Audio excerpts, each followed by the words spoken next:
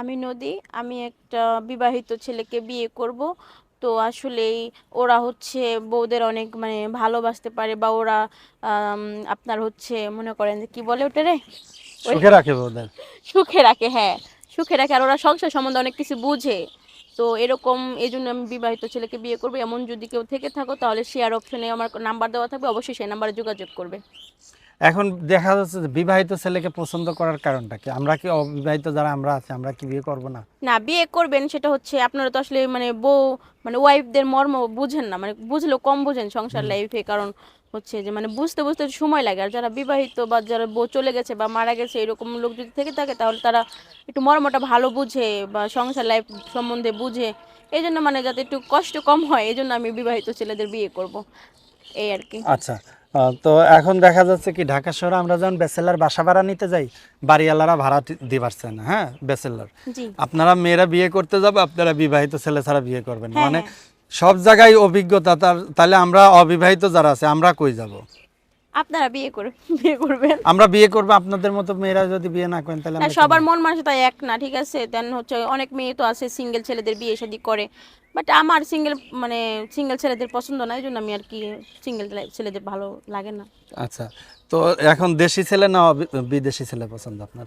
দেশি ছেলে। দেশি বলতে মানে প্রবাসী ছেলে নাকি বাংলাদেশের আছে এরকম কোনো জন? বাংলাদেশে আছে এরকম। কারণটা কি? কারণ হচ্ছে মানে সবসময় আমার পাশাপাশি থাকবে, কাছাকাছি পাবো, দেখতে পাবো, এই আর কি। যদি দেখা যায় আমাদের কোনো দর্শকের এই যে অনেকের বিবাহিত মানুষের তো বউ চলে যায়। হ্যাঁ, বউ চলে যায় বা মারা যায় যায় তো। হুম, তো এদের বিয়ে করবেন? হ্যাঁ, আমি ওদেরই বিয়ে করতে যে চাচ্ছি। পুরুষ মানুষের বউ চলে যায় ওই পুরুষ মানুষ কি বউরে শান্তিতে রাখতে পারবে? আসলে সব পুরুষ যে খারাপ এমন কিন্তু না, ঠিক আছে, আবার সব মেয়েরা খারাপ এমন কিন্তু না।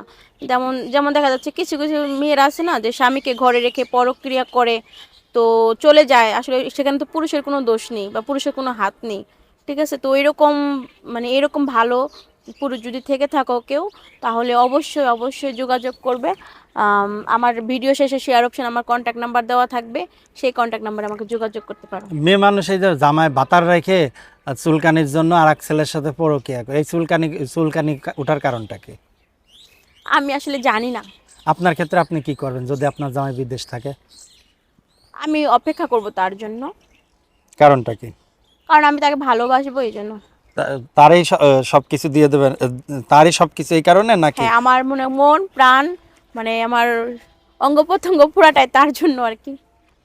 আচ্ছা, না দেখা যাচ্ছে কি যে এই যে অনেক অনেক ছেলের বউরা শুধু শুধু কারণে দেখা যাচ্ছে প্রবাসী কোনো ছেলে ওর বউরা বউ দেখা যাচ্ছে আর একজনের সাথে প্রেম করে চলে যায়, টাকা পয়সা নিয়ে খাওয়া ফেলা দেয়, এইগুলো কেন করেন আপনারা?